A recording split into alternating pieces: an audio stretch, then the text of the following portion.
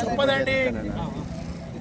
నియోజకవర్గంలో కొడిమ్యాల మండలం ఎక్స్ రోడ్లో ఈరోజు రుణమాఫీ ఎలాంటి షరతులు లేకుండా కొర్రీలు లేకుండా రుణమాఫీ చేయాలని ఇవాళ రైతులతో కలిసి రాస్తా రోకో ధర్నా చేయడం జరిగింది. ఇదే నవంబర్ మాసంలో, అక్టోబర్ మాసంలో, సెప్టెంబర్ మాసంలో రేవంత్ రెడ్డి గారు, రాహుల్ గాంధీ కూడా వరంగల్ డిక్లరేషన్ చేసి మరి రైతులందరికీ కూడా కేసీఆర్ గారు ఇస్తున్నటువంటి ₹1,00,000 రుణాన్ని తీసుకోండి, మా ప్రభుత్వం డిసెంబర్ 9 నాడు ప్రమాణ స్వీకారం చేస్తుంది, డిసెంబర్ 9 నాడే మరి మేము రుణమాఫీ మీద 2 లక్షల రుణమాఫీ మీద సంతకం చేస్తాం, రైతులందరూ కూడా ఇప్పుడు 1,00,000 తెచ్చుకుని ఇప్పుడు 2 లక్షలు తెచ్చుకొని వెంటనే పోయి 2 లక్షలు తెచ్చుకున్నాక మేము రాగానే మా ప్రభుత్వం ఏర్పడగానే 2 లక్షల రుణమాఫీ చేస్తా అని చెప్పి మోసం చేసి దగా చేసి పచ్చి అబద్ధాలు చేసి ఇవాళ డిసెంబర్ నుంచి ఇవాళ ఆగస్టు మాసానికి వచ్చినాం. లాస్ట్కు చాలా గడువులు ఏకకాలంలో 2 లక్షల రుణమాఫీ అన్నారు. ఏకకాలంలో 2 లక్షల రుణమాఫీ అంటే మరి పబ్లిక్ కూడా ఏం అర్థమవుతలేదు. ఏకకాలం అంటే ఒకేసారి ఇస్తారు 2 లక్షలు అని అనుకున్నారు. కానీ మళ్ళీ వాళ్ళు మాట మార్చి మరి 3 విడతలుగా దాన్ని చేయడం జరిగింది. 3 విడతలలో మరి 100% ఇచ్చిండ్రా అంటే తెలంగాణ వ్యాప్తంగా 40,000 కోట్ల రూపాయలకు అవసరం పడుతుంది రైతులందరూ కూడా ఇవ్వాలంటే.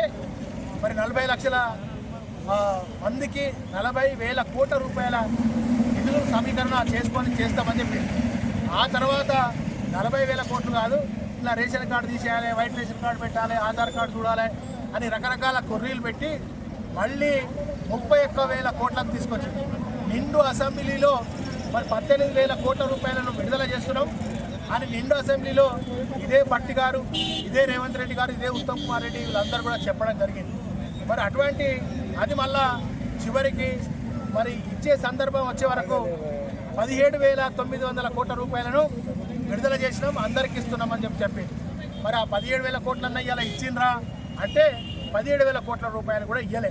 నిన్ననే డిప్యూటీ సీఎం మరి భట్టి విక్రమార్క గారు ఒకటే చెప్పారు, 7,000 కోట్ల రూపాయలను మాత్రమే 7,000 కోట్ల రూపాయలను మాత్రమే మేము విడుదల చేసినాము, రిమైనింగ్ అంతా కూడా మళ్ళీ విడుదల వారీగా ఇస్తామని చెప్పి పచ్చి అబద్ధాలు. ఎన్నికల కంటే ముందు ఒకటి, ఎన్నికల తర్వాత ఒకటి, పార్లమెంట్ ఎన్నికలప్పుడు ఒకటి, అసెంబ్లీ ఎన్నికలప్పుడు ఒకటి, తర్వాత ఎమ్మెల్సీ ఎన్నికలప్పుడు ఒకటి, ఇట్లా రకరకాల వాయిదాల పద్ధతిలో విడుదల పద్ధతిలో చెప్తున్నారు. కానీ ఇప్పటి వరకు కూడా ఇప్పుడు మా చొప్పదండి నియోజకవర్గంలో 40% కూడా ఇక్కడ రుణమాఫీ కాలే. ఉదాహరణకి ఇక్కడ ఒక ట్యాక్స్లో ఉన్నటువంటి ఇండియన్ బ్యాంక్లో ఉన్నటువంటి ఎవరైతే రైతులు ఉన్నారో మరి 680 మంది రైతులు ఉంటే కేవలము 120 మంది రైతులకు మాత్రమే రుణమాఫీ జరిగింది. అంటే ఎంత పర్సెంటేజ్ వచ్చినట్టు? ఇట్లా రాష్ట్ర వ్యాప్తంగా నేను మొన్ననే చెప్పిన రేవంత్ రెడ్డి గారు మా నియోజకవర్గానికి రండి, ఏ ఒక్క గ్రామానికైనా మీకు నచ్చిన గ్రామానికి రండి, మరి 100% ఇక్కడ రుణమాఫీ అయ్యి ఉంటే దేనికంటే దానికి ఛాలెంజ్ అని వారికి నేను సవాల్ విసిరిన. ఇప్పటి వరకు ఆ కాంగ్రెస్ నాయకులు కానీ మంత్రులు కానీ రేవంత్ రెడ్డి కానీ స్పందించలేదు. అదేవిధంగా ఏట్ల పడి దూకి చచ్చిపోవాలని ఇదే హరీష్ అని అంటాడు. ఏట్ల పడాల్సింది ఎవరు?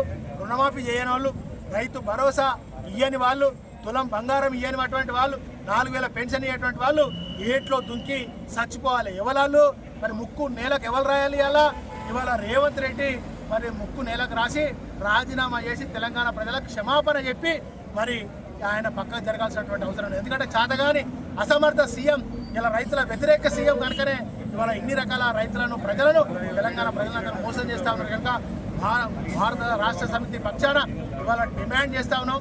ఇలా రైతు భరోసాకు దిక్కులేదు, తులం బంగారానికి దిక్కులేదు కనుక రైతు భరోసా ఇవ్వాలి, వెంటనే ఎప్పుడు ఇస్తారో చెప్పాలి. అదేవిధంగా ఇలా రుణమాఫీ కూడా 100% కొర్రీ లేకుండా, షరతులు లేకుండా 100% రుణమాఫీ చేయకపోతే మేము మళ్ళీ రైతుల పక్షాన పోరాటం చేస్తాం, రైతుల అండగా ఉంటాం. రైతులారా ఆత్మహత్యలు చేసుకోకండి. మన కేసీఆర్ గారు ఉన్నాడు, భారసా ఉంది, భారత రాష్ట్ర సమితి ఉన్నది, మేమందరం కూడా ఉన్నాం, మీ తరఫున కొట్లాడదాం. ఎవ్వరు కూడా ఆత్మహత్యలకు పురికల్పద్దు.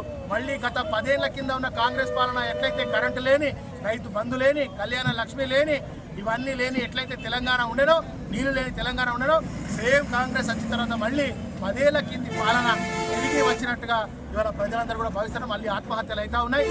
ఇవాళ ప్రతి అంశంలో వాళ్ళు ఇచ్చినటువంటి ఒక్కటంటే ఒక్క మాట కూడా, వాళ్ళ ఒక్క హామీని కూడా నెరవేర్చలేదు. కనుక మొట్టమొదటిగా చొప్పదండి నియోజకవర్గ రైతాంగ పక్షాన నేను డిమాండ్ చేస్తున్నాను, వెంటనే మరి రుణమాఫీ 100% ఎలాంటి షరతులు లేకుండా, కొర్రీలు లేకుండా ఇవ్వాలని.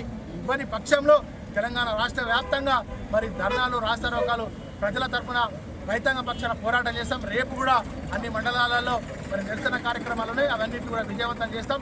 రైతులకు అండగా రైతులారా మేమున్నాము, మీరు ధైర్యంగా ఉండండి.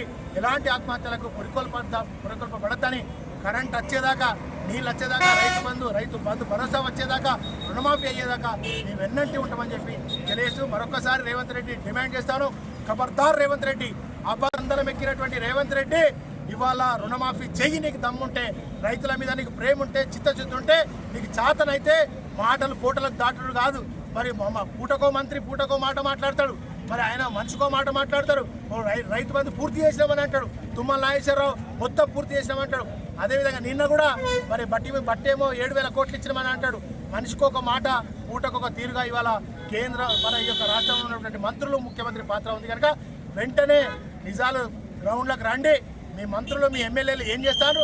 గాడిద పళ్ళు దొంగదానికి పోయినా ఇలా రైతులు ఇంత అరికోసపడతారు, రోడ్డు ఎక్కుతారు, ఇలా రైతులు ఆత్మహత్యలు చేసుకుంటారు. మీరు రండి, గ్రామాలకు రండి, వాళ్ళ కష్టాలు ఏందో, కన్నీళ్ళు ఏందో చూసుకోండి. నిజమైన రైతాంగాన్ని అన్నిటి కూడా రుణమాఫీ చేయాలని చెప్పి డిమాండ్ చేస్తారు.